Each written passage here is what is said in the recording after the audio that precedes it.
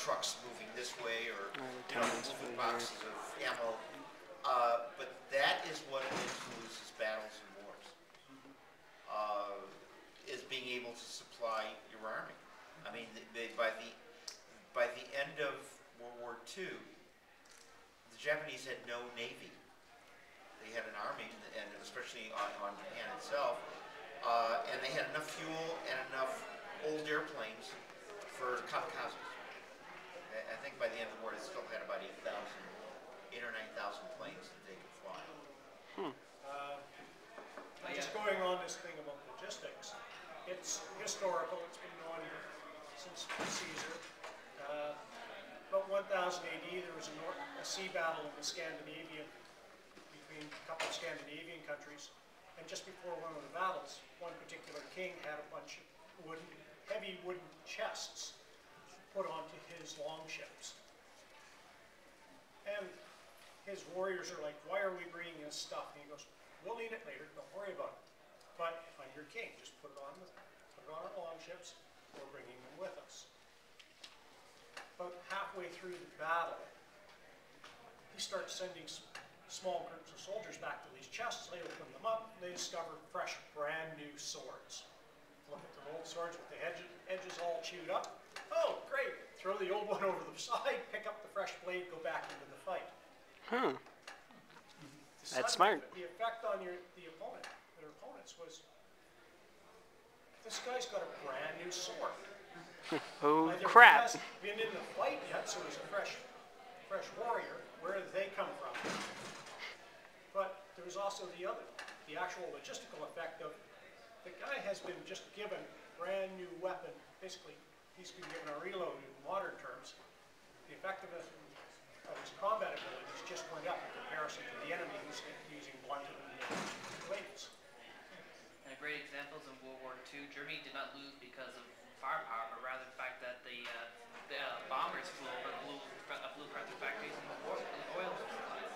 It was more fuel supplies for Germany and transportation. Factories were moved underground, or there were cases where the factories continued to operate right through air raids, and the machine operator was a critical function.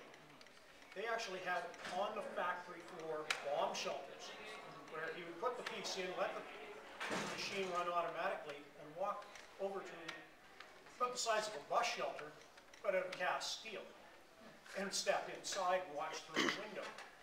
It wasn't going to protect him from a nearby bomb blast. A concussion would kill him. But any fragments or such, he was perfectly protected from, and he could still monitor his machine and the work that was ongoing. Which can extend to the sci-fi. Anyway, let's try and get back to future war rather than Second World War. We're not refighting this. There's another panel on refighting the Second World War. Okay, let's get in the front.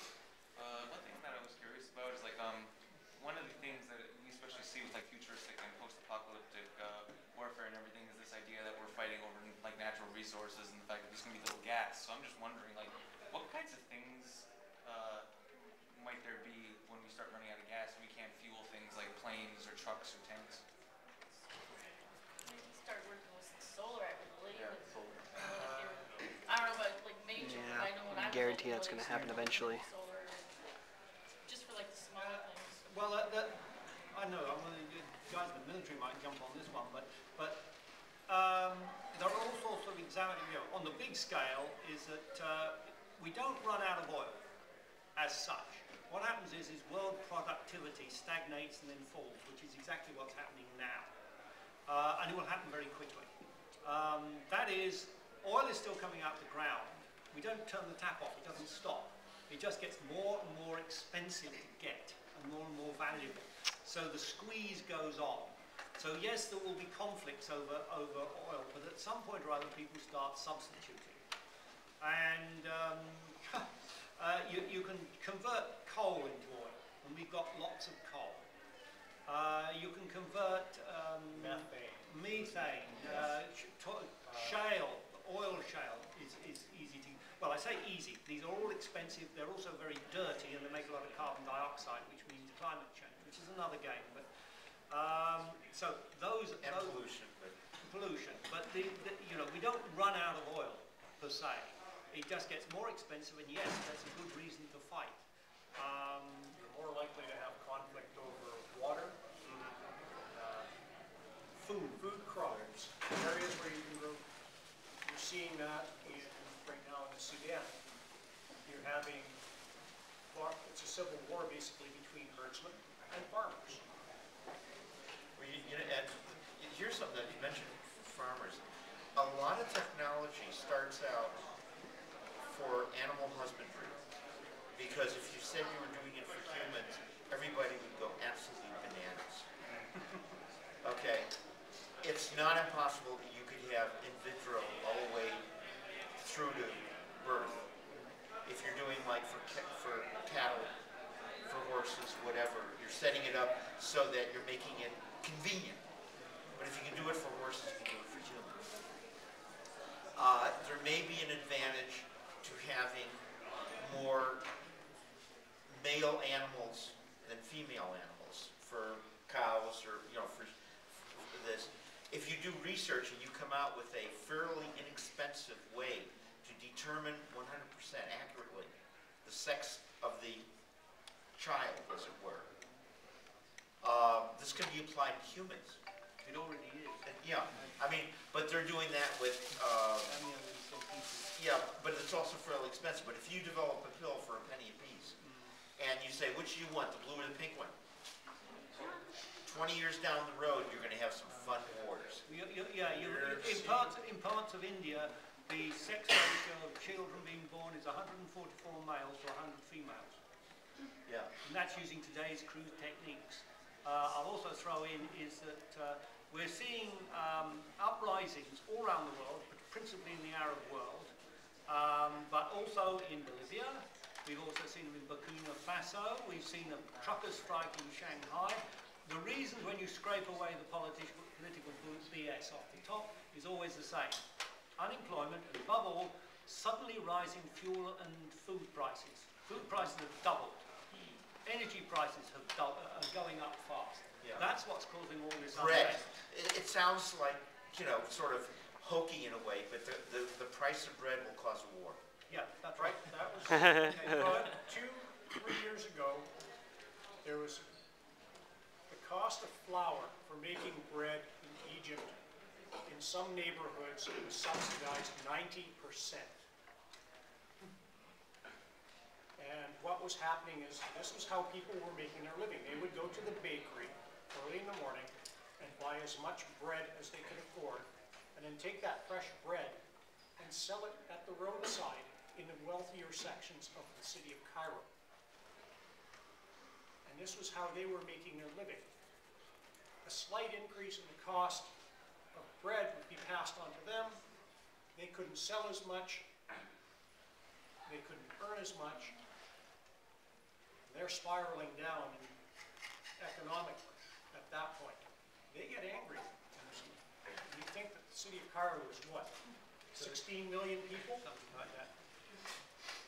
And good, nearly 10% of that city is living as if they were in the 1830s. Yeah, yeah. Okay, this gentleman is Yes, waiting. going back to anthropomorphized weapons, does the uncanny valley play any role in that? As in, would it not play a role in that? What? The uncanny valley.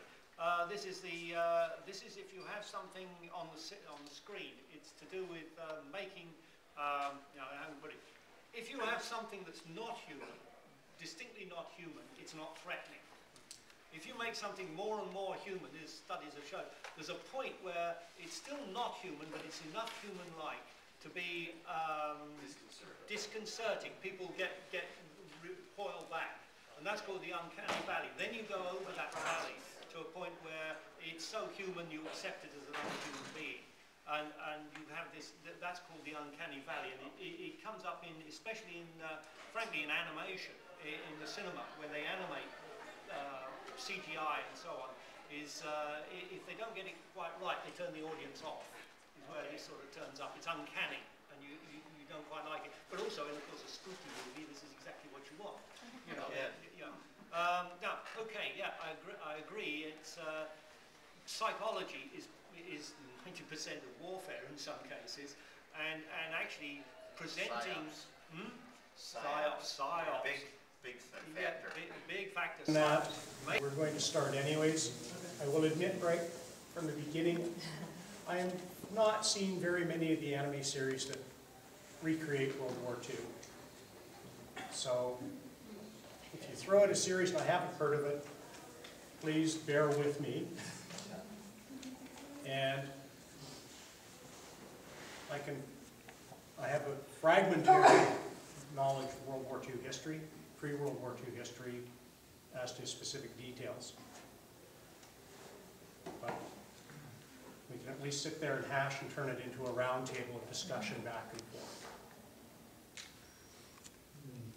So World War II essentially had its roots in the conditions started after the Franco-Prussian War, where France was forced to give up the Alsace region along the Rhine.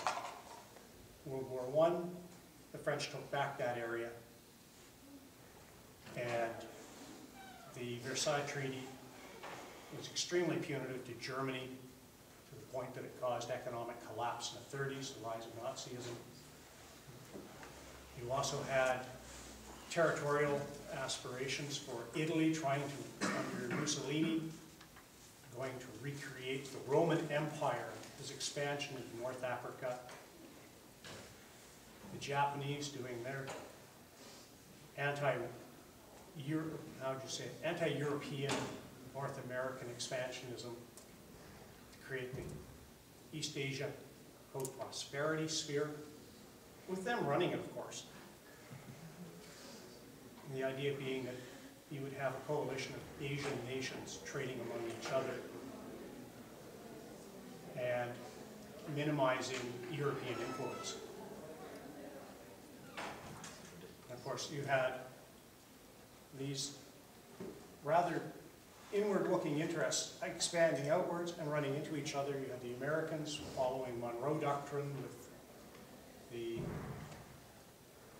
their aspirations to become at least a power or a nation powerful enough that nobody would mess with them and let them do their own thing. And from there we'll start. Sir in a gray shirt. Oh, I was just going to say that regarding France and Germany and the tensions between them, I think it's worth mentioning that with both the Franco-Prussian War and World War I, it wasn't just the territorial loss of Alsace and Lorraine that kind of strained their relations. They also essentially humiliations both those wars involved. Like with the Franco-Prussian War, Wilhelm was crowned Kaiser of the newly unified Germany in the Palace at Versailles, which really annoyed the French. And so in retaliation, the Treaty of Versailles, besides just being named after that palace, was also particularly brutal to Germany because of that coronation. And the Germans were upset with that, who were France, back and forth. So a lot of national honor and prestige being put to the forefront, and it can be, taking the "you disrespected me," from the person sitting next to you, scale it up to nations. Yeah. It's a scary way to look at it. And quite literally, the French emperor was captured by the German army. Yes. Yes. That was Napoleon III. Napoleon III. Yeah. And then they used the newly created Republican Army as well. Yes. There were some, I know during the Franco-Prussian War there was one wouldn't call it a full battle, but there was a major skirmish that took place in the Ardennes region. And it became known as La Maison de la Dernière Cartouche, the house of the last cartridge. French infantry were trapped in a farmhouse. They couldn't retreat because it would be a retreat across open fields, and they went, okay, we do that, we're going to die. So they stood their ground, stayed in the farmhouse, and held off a superior force from the farmhouse. And at the end of the battle, they were literally down to one cartridge for all their rifles. the sun was setting, and the Prussian troops and the French went, okay, we're going to have to run for it. They were so tired they actually couldn't run. They were staggering, and the German troops let them go because it was just like, we fought these guys all day. We haven't got the energy to go after them. and they stood their grounds. These aren't the normal French troops that we face, according to our propaganda. These guys have backbone. They're not bluster. So they gained the respect from the Prussian units that they were facing. And they let them, both sides sort of had a truce, and the French troops were allowed to withdraw without any harassment. That was a surprise to both sides at the higher levels. But the French were suffered a lot from political interference and elitism within their officers' corps.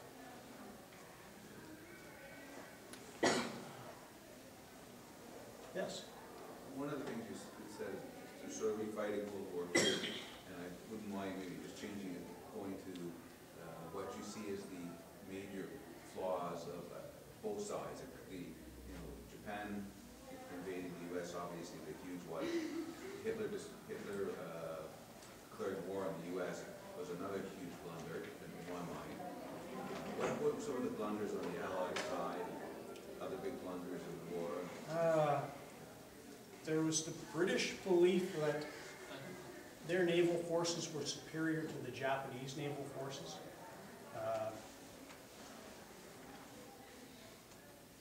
They also figured anything the Japanese would do would be, such as the invasion of Singapore. They thoroughly believed that the invasion of Singapore was going to come by sea. The Japanese came overland. And there were actually Japanese infantry battalions where the officer in charge of navigating their route to Singapore led them through the jungle using a map ripped out of a high school atlas, showing the entire nation on an 8.5 by 11 page,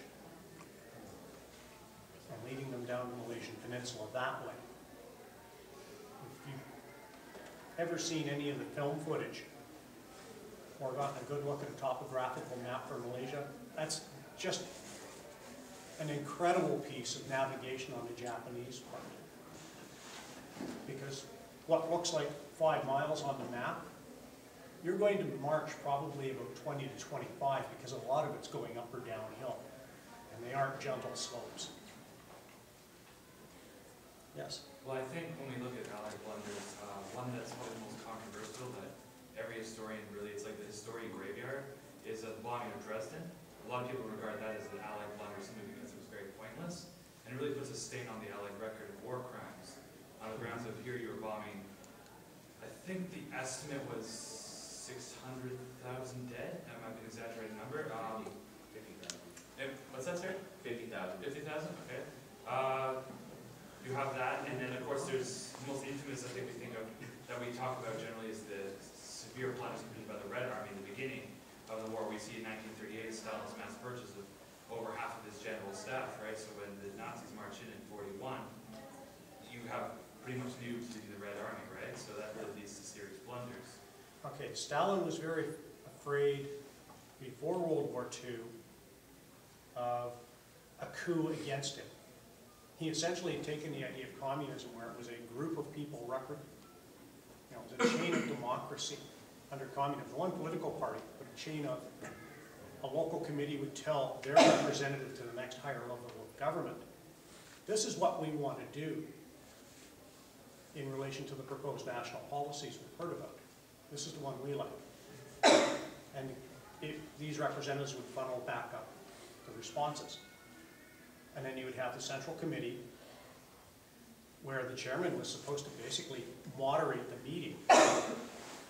And instead, Stalin took it over and started running it from the top down.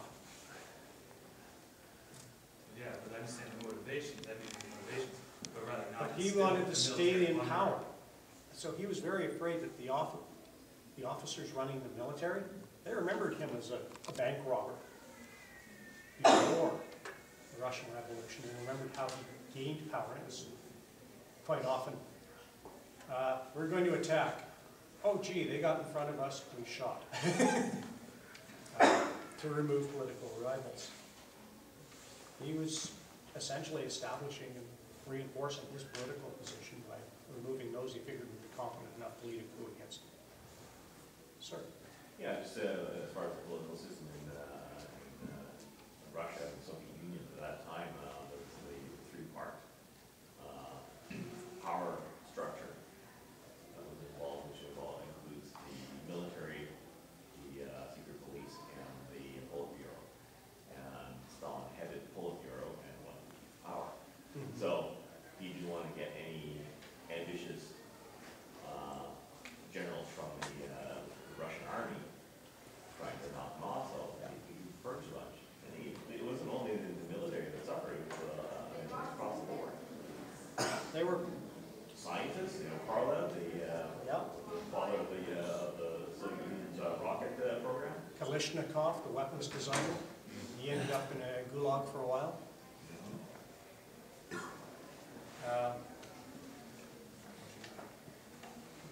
There was, just before World War II, the Russians decided that the Finnish territory that was very close to Leningrad would be theirs. And they began a war mid-1930s or 37. I think it was 37. I think it was like 1939, 1940. 39, 48. Oh, okay. Yeah. But they did go to war against the Finns, and it wasn't until they finally did put a fairly competent commander in charge of the Russian forces. And they broke the Finnish major defensive line. That the Finns did give up the territorial concessions to the Russians. Yeah, I believe it was at that time that it was Leningrad was first under siege, not by Germany, but from the Finns. No, the Finns actually pretty much held a few kilometers within their borders and didn't expand back. They didn't have the manpower the Russians did have to draw on. It was just that they had very high quality and very well led reservists. These were people who were, it was the farmer who would literally go to his cupboard and pull out his government-issued rifle and ammunition and go defend his back fields. He knew the territory. Sir, in the black shirt.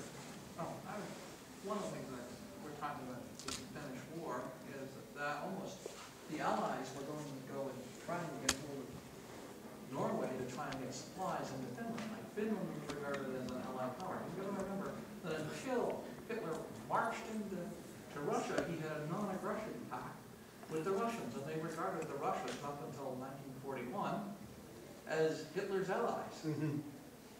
So he's attacking Finland. Finland suddenly becomes an allied power of the West. But they fell before any of this ammunition or anything could happen. And then Hitler launched his invasion of Norway, to Scandinavia, basically Norway and Denmark. And Finland ended up as an ally of Germany, but no one blamed them. They were actually, at the end of World War II, did end up having to pay reparations to Russia. And I'm not quite certain how it was worded, but there was some diplomatic suggestions to the Finns that they could get help from the West. And the response was very much, no, we're responsible for our own mess. We'll deal with it. And they did. They were very proud people as a nation. They remained right up until the late 70s, very cautiously under the eye of the Soviets. They were a democratic nation, but they were very cautious about how they were with that huge neighbor looming over them. Yes. I think one of the main justifications Stalin would have used to get Finland to pay reparations is when Germany launched Operation Barbarossa. Finland was one of the countries to join him in that mission, along with Bulgaria, Romania, and half-hearted Italy, and even the Blue Division from Spain. So I think that's a good reason. If Finland is now openly invaded Russia, let's take them from every penny we can. Yeah. mentioned Italy. Italy, with its territorial expansions, there's plans to go into North Africa, re-establish the Roman Empire. Mackenzie King, the Canadian Prime Minister, had a representative at the League of Nations who suggested we simply cut off any oil supply going to Italy for this act of aggression in North Africa, particularly their actions in Ethiopia where they were using mustard gas against the Ethiopians, against the international treaties that had been signed after World War I. And I can't remember the name of the representative. King had him recalled from Europe, and this fellow's resolution to cut off fuel to Italy, which would have stopped their entire military machine pretty much in its tracks, that resolution died. Well, that's because Mussolini's representative said a trade sanction like that would be, we see as a declaration of war. So, of course, this is all going on during the controversial appeasement policies. So, naturally, if Italy's going to declare war, apparently that's threatening the rule of power. I think similar sanctions happened when Japan invaded Manchuria, but Japan just left the location where we walked out. Yes. Like, some of the as we're doing some of these anime series that they have of the Japanese, the trains in World War II, or trying to show it in different, like, of course it's going to be, you're going to get no mention of the Nanking Massacre or anything like that. But one of them I watched is like a real science fiction one, like a modern Japanese Regas, like a cruiser goes back, which is an electric diesel cruiser loaded with all the latest harpoons, missiles, and everything like that, arrives at the Battle of Midway. It's been transferred to us. So sort of, it's like the final countdown. It's the Japanese version of the movie The Final Countdown? Yeah. Same thing, yeah. Okay. So they arrive in the middle, and they're trying to keep the fact that they're, we shouldn't really do anything. Well, they're running through the Japanese fleet, like outrunning destroyers. Yeah. Because they're faster than the oil-powered destroyers that they're up against. That's what people don't understand when they watch Pearl Harbor. Only the Nevada was moving because for a maintenance check, they had started the boilers that morning. So the ships required time just to get up enough speed to move. And they had, the Japanese said, hey, we can sink this thing in the harbor entrance. We blocked the harbor. And they were smart enough to beach it rather than trying to go out to the open sea.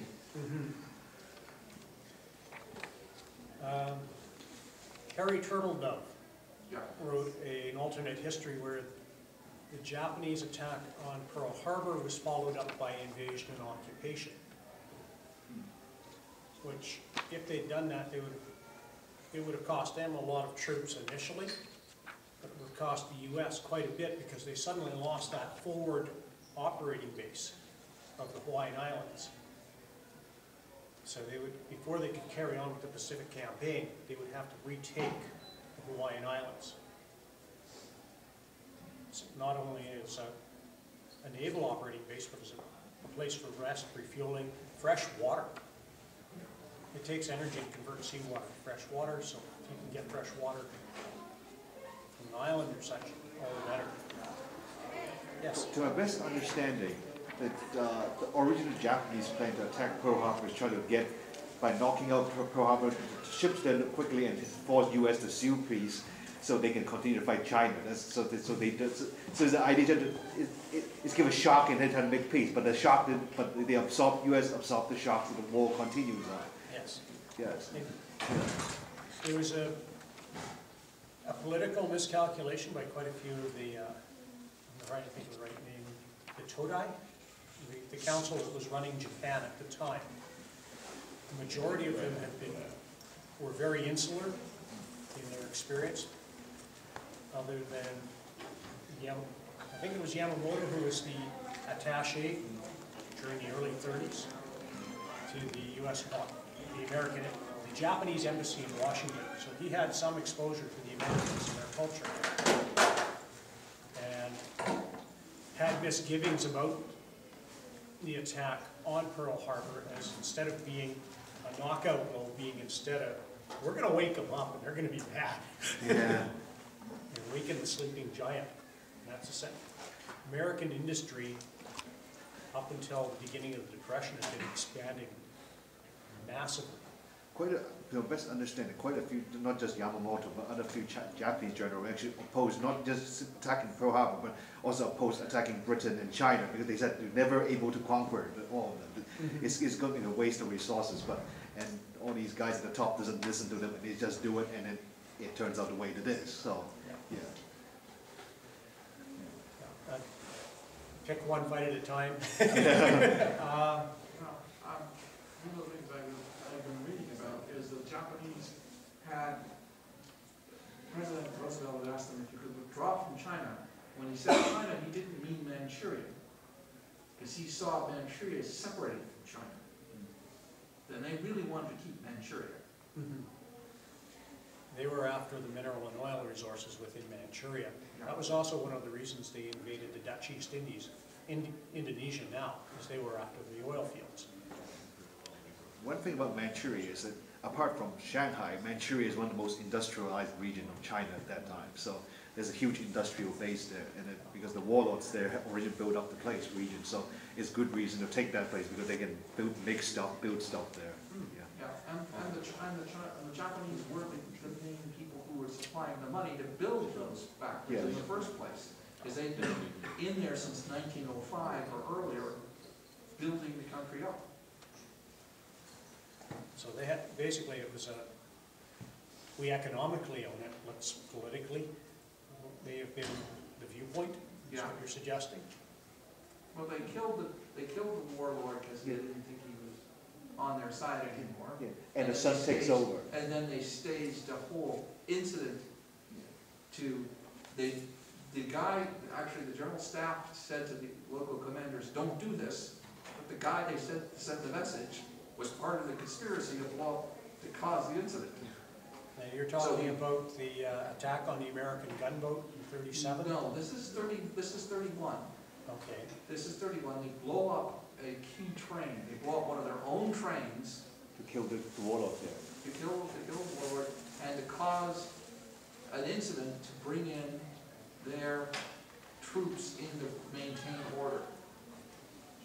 And then they set up the last Manchu emperor of China as their puppet emperor in Manchuria. In fact, the son of that warlord actually kidnapped Chiang Kai-shek because they tried to get him to fight Japanese. Rather than fight the Chinese, rather than fight the communists. Yeah. Okay, fellow in the grave. If we could return to Europe for a bit, I think I could drop our first anime.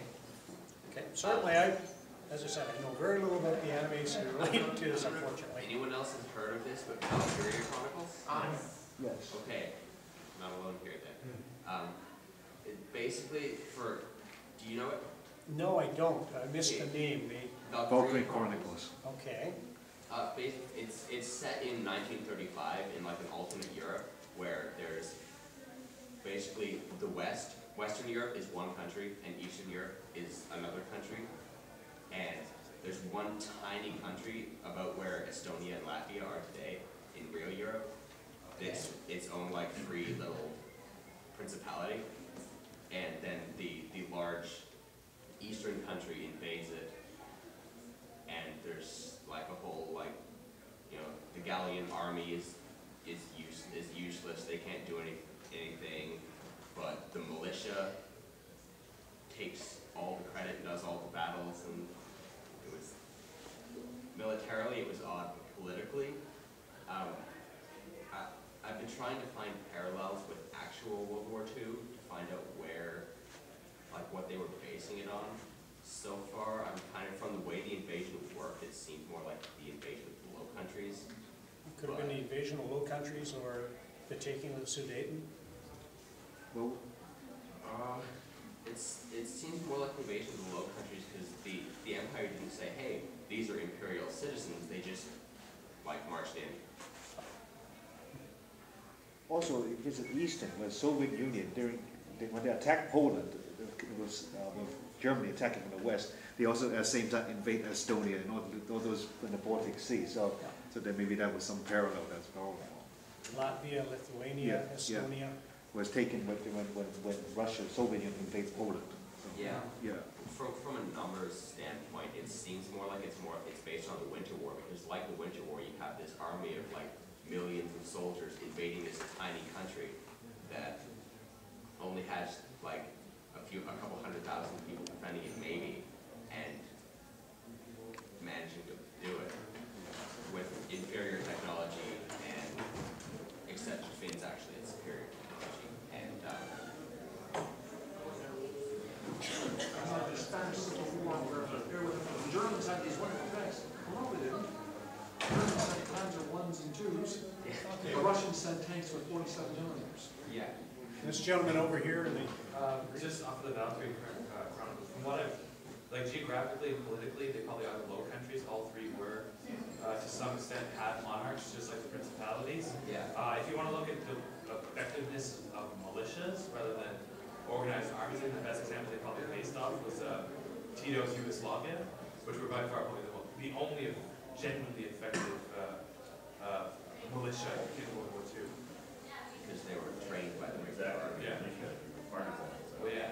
And once Tito was definitely part of the army, and he was organized, fought effectively against the and against the Czech. That seems like equally bad. okay, the gentleman over here has been waiting patiently. Sorry, I just wanted to ask you guys a question. Seeing as how the panels named refighting with World War II, I was just thinking, knowing what we know today about war and how different war strategies and battles have been fought out, we could go back and change some of the things that happened in World War II to copy it, right? What would you change?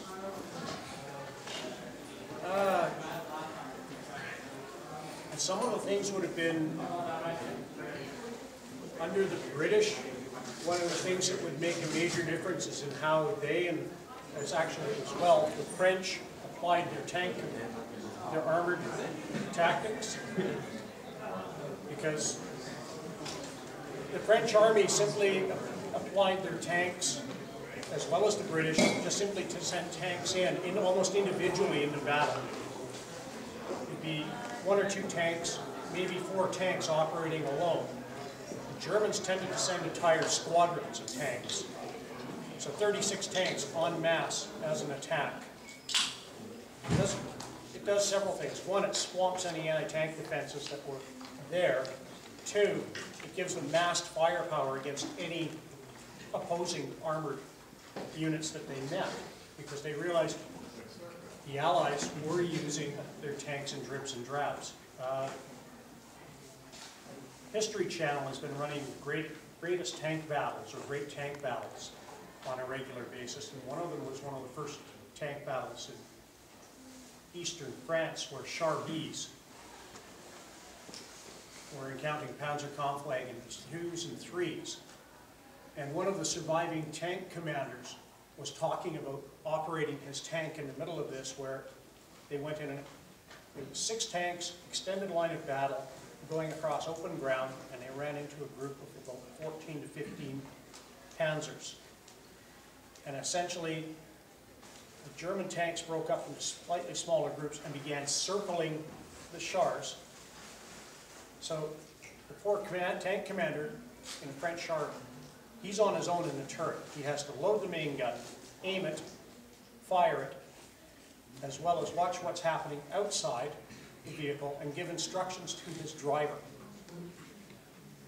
You have a German tank commander who has he's commanding 3 to 4 people, depending upon a particular vehicle. So he's got one person, his driver. He's got a gunner who will aim and fire the weapon, and a loader. Just by having those extra people in your tank as well. There's design philosophies that were different between the forces. The British had Their Matilda tanks, when they sent them out at Arras, they didn't give them any infantry support nor artillery support. Rommel, in an act of desperation, took the 88mm flak guns and was using them in a direct fire anti-tank role. And those are what stopped the British tank attack. But that tank attack would have fizzled. Any gains would have been lost because there were no infantry following it. This is from an army that had literally given up the course. They were driving around trucks. Yeah, I was just thinking that also, from what I've been watching, I've reacted to World War II movies and stuff like that. And knowing what I know today about the Navy SEALs and the Army Force, I've noticed that maybe a whole bunch of soldiers could have been saved when they did those beaching operations that go on to the beach and try to infiltrate an island or something like that. It would work better if they used less people. Mainly because I've seen when they fire the artillery tanks, they go like 10 guys around and go pull up all those 10 guys, right? But technically, wouldn't have those been hard? The people would have been hard to hit if they were more dispersed and there would have been less people. Also, the chances are you also won't be able to see it very much because it's more likely hard to see one person than you are to see like one. Okay, World War II, the U.S. Navy had the UDTs, the underwater demolition teams. Yeah. They were specialized reconnaissance swimmers. And those guys, even before the D-Day invasion, swam in and were doing mapping of the beaches. Yeah, I know. They were taking soil samples, checking. They were actually stealing landmines off some of the obstacles and bringing them back to examine them.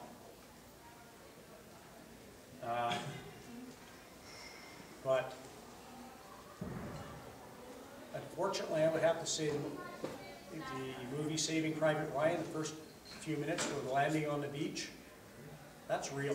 That's about as real as it's going in movie, as close to realism for a movie, for an invasion, is going to be. There was an interview, I can't remember the name of the officer or which unit he was with. He was leading, I think it was Canadian troops. They hit the beach, and by the time they made a low seawall, he turned around and looked back towards where his landing craft had let his men out. And he goes, the first thought that he had, looking back across the beach, is here's a whole bunch of his men lying down. And he goes, those lazy bastards are lying down for a rest. Then they realized they're lying down because they're dead.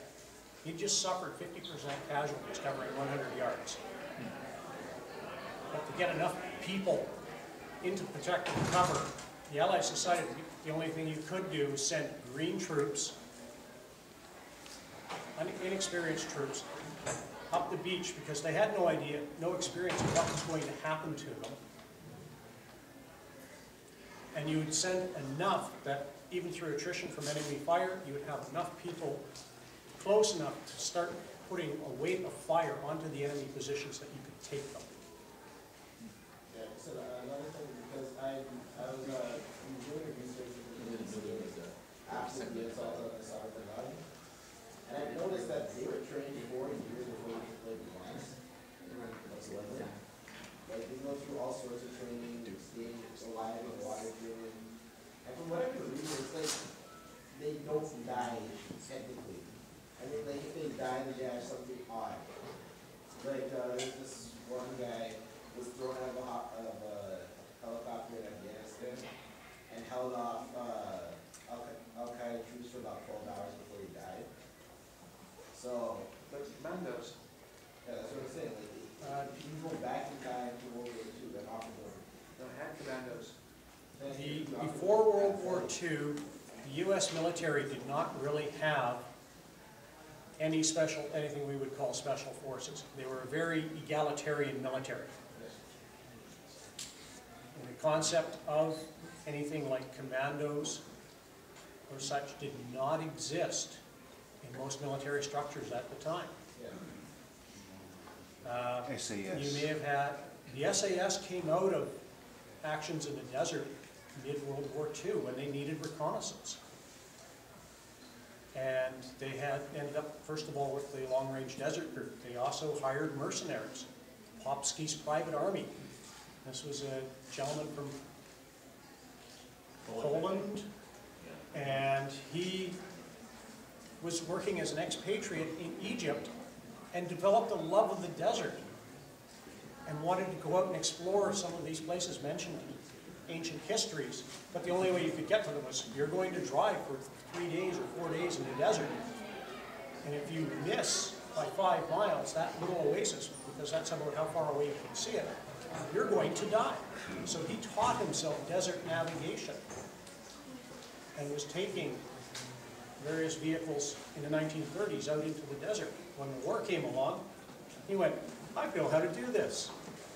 Got together a group of people and was basically paid by the British Army to do reconnaissance of the German forces in North Africa. He ended up working through Yugoslavia, doing advanced reconnaissance and contacting the partisans, and through there, getting information and delivering supplies. Sir? Yeah, I know a little bit about Popsky's private army. Somebody quite a few years ago gave me a book about that, and yeah, I mean, he had developed a love of the desert and learned from the Arabs how to read the desert, how to find oases or places where you can get water, what to look for navigating purposes or anything like that. So, you know, he learned how to live in the desert and navigate around there. A lot, they were going to decisions that could have made a difference. Here in Canada, the Canadian Army had an armaments design board of its own. And they designed a vehicle called the Ram tank. You take a look at it, and then look at a Sherman tank that the Americans started producing early in the war, and you can see a strong influence from a Ram tank on the early Sherman designs. But to get approval to manufacture the Ram tank, the Canadian Army had to go to the British Ministry of War. And the British had their Army Board of Ordnance look at the design. The original Ram 1 tank was designed to have a 6-pounder or 57mm gun. The response was, it's too heavy a piece of ordnance, tanks aren't that heavily armored. And the other thing is, the barrel is too long, it will become embedded in the ground if you cross a trench. And we recommend, actually it was, you shall arm the tank with a 2-pounder, that is a sufficient weapon. At the same time as that was going on, Vickers was selling overseas their own models of tanks that were not picked up by the British Army to their colonial nations and allies. Tanks with 47mm 3-pounder gun. They were selling heavy ordnance to friends than they were selling to their own military. Yes? Now, based on what I've learned about World War II and a bit about what I've heard here, my impression is that German military operations were in large part much more efficient than Allied operations, like what you were describing with the tanks. They had the system of several people as opposed to the French. Is that a fair statement to make, that the way they operated was better in many ways? The Germans had better training for their officers and their personnel.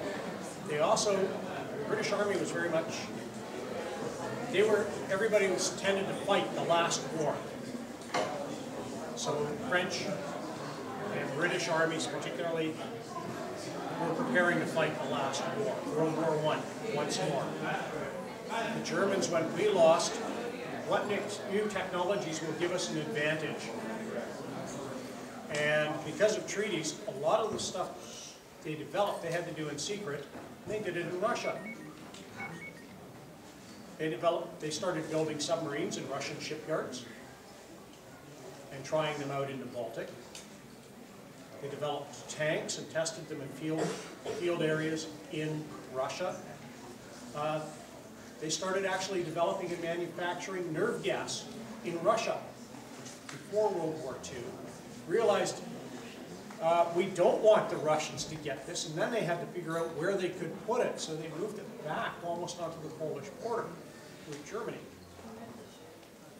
And they developed nerve weapons. They never used them because Hitler had been, during World War II, given false information that the Allies had nerve agents as well. And it wasn't until after the war that American and British military intelligence groups discovered how close it had been to those weapons being released against Allied troops. And we had no protection against those agents at all. Yes? Question more about modern day politics resulting from World War II. The American military bases in Japan, okay, everybody knows that basically American soldiers can do what they want, rape, murder, steal, assault, and only get punished by the American government.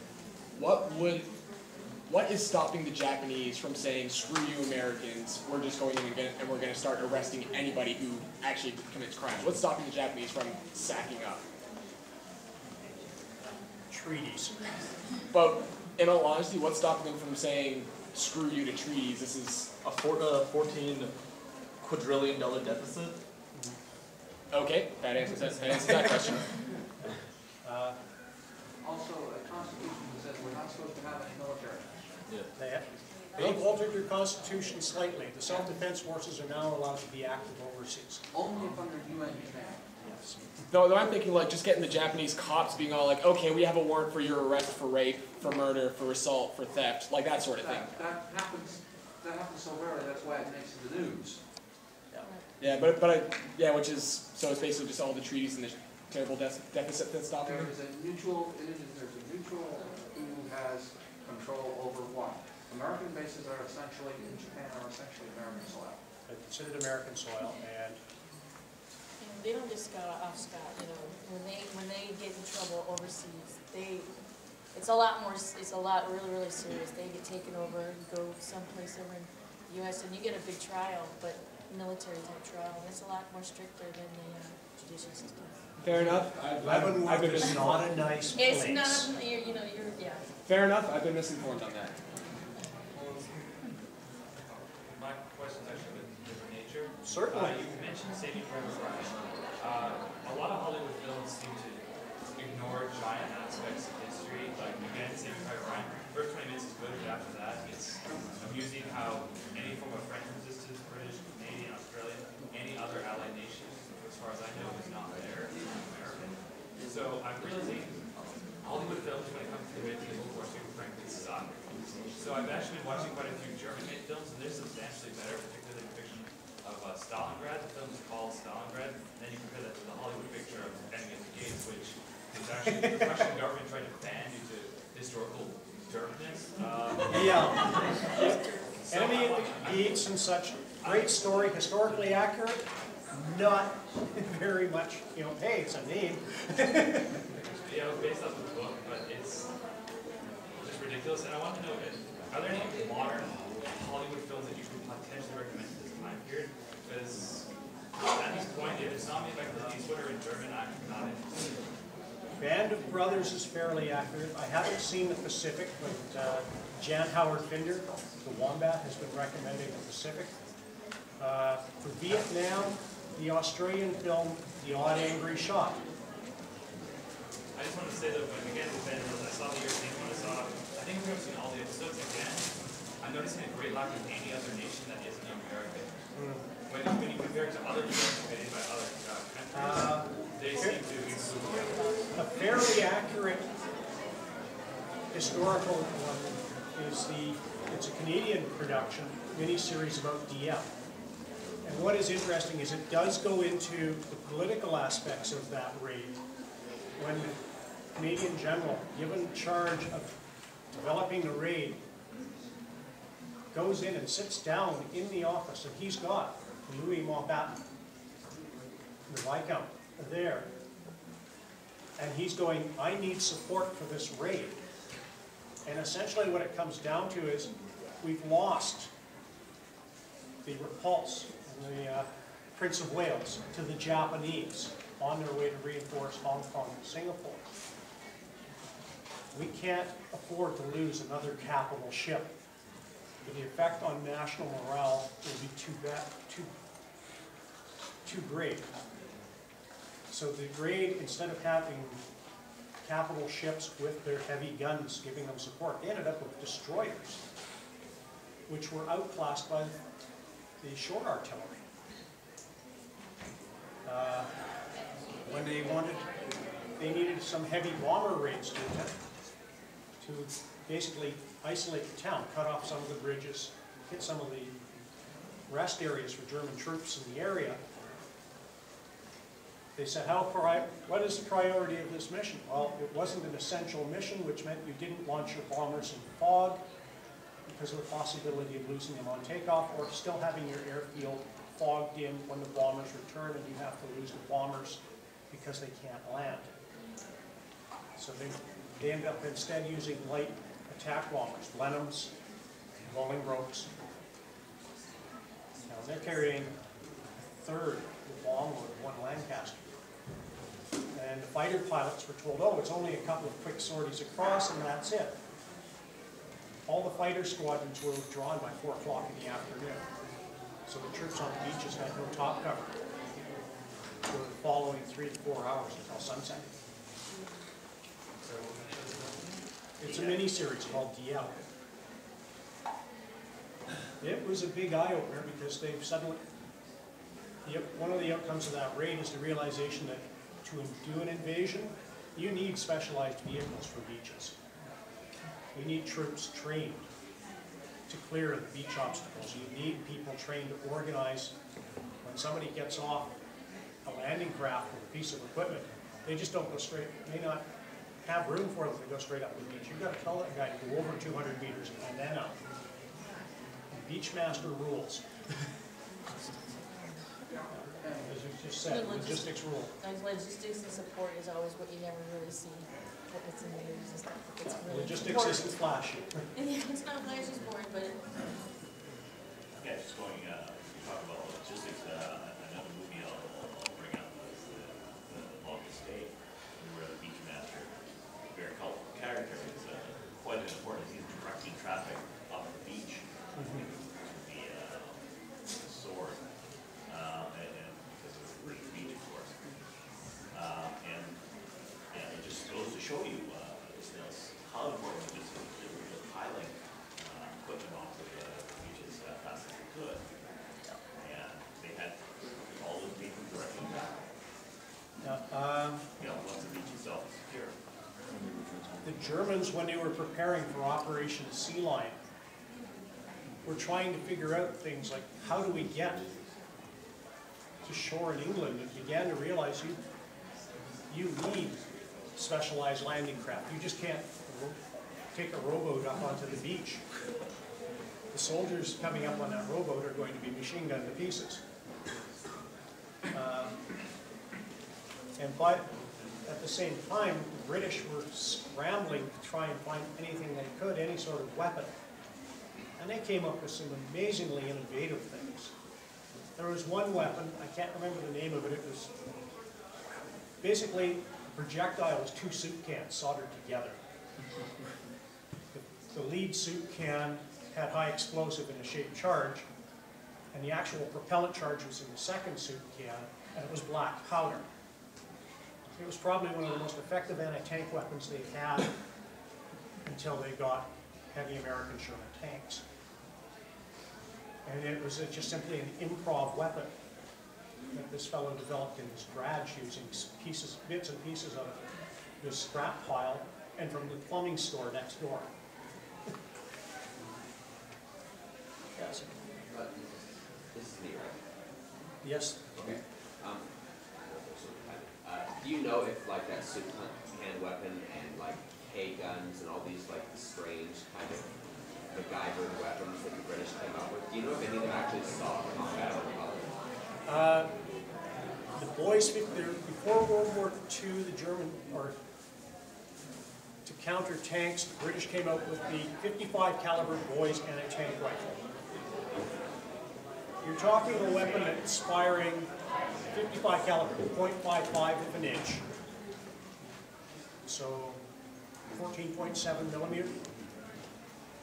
But it was a 110 centimeter long cartridge, and it was a belted Magnum cartridge, which basically means extra heavy cartridge. The rifle itself weighed in around 40 pounds. It's a bolt action 12 with a 10-shot magazine above, or 12-shot magazine above. In reverse Lend-Lease, the British sent some of these to the United States. Because by 1941 they were absolutely useless against any German armor. The U.S. Marine Corps got stuck with them. These things are brutal to fire. The recoil was just massive. It was a heavy pig of a thing to lug around. There is one seaplane credit to this weapon. A Kawasaki 4-engine heavy seaplane was caught in an atoll by the invading forces, and as they tried to take off, the poor Marine who had been issued this weapon was told to engage the seaplane. Oh. And they figure he got around somewhere in the cockpit area because the airplane basically started to get nose off and then into the water and crashed. So this guy with an anti-tank rifle was given credit for taking down an airplane. But there was the Piat, projector infantry anti-tank, and it was a spring spigot weapon. Essentially, it was a piece of 4-inch diameter light pipe, almost like drain pipe, with a shoulder pad and a bipod support in the front.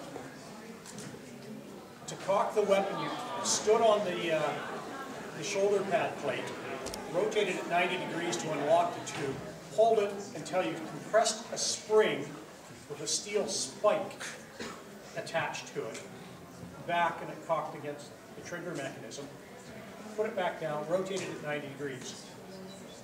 The front half was essentially a trough, and you laid the projectile down in it, pulled it back until it just touched the tip of the spigot. When you pulled the trigger, the spring was released, the spigot ran up inside the projectile, ignited a small charge. The recoil reset the spring and sent your projectile away. That sounds like a rocket crossbow.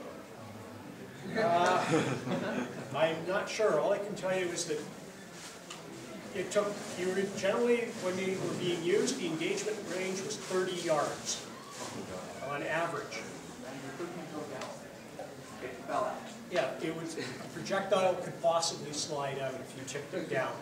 A friend of mine's father started off as a sergeant in the RCRs just before World War II, was field promoted to second lieutenant, and did a combat patrol in Holland, where they took Bren Gunner, a Piat, and 8 infantrymen, and a combat cameraman from the Canadian Army with them. They ran into a Tiger, or an early model Tiger tank. The Piat gunner was setting up his weapon and was killed by machine gun fire. They lost 3 more guys before the 4th replacement attempt. Actually, the guy attempting to replace the Piat gunner made it to the weapon, fired, and took out the Tiger. It was all filmed by the cameraman. He went back without his camera because he was given a choice. Turn the camera over to the troops or be shot. They did not want that film footage of their friends being killed being shown back home on newsreels. They smashed his camera off. Okay, we have run out of time. I know we had folks.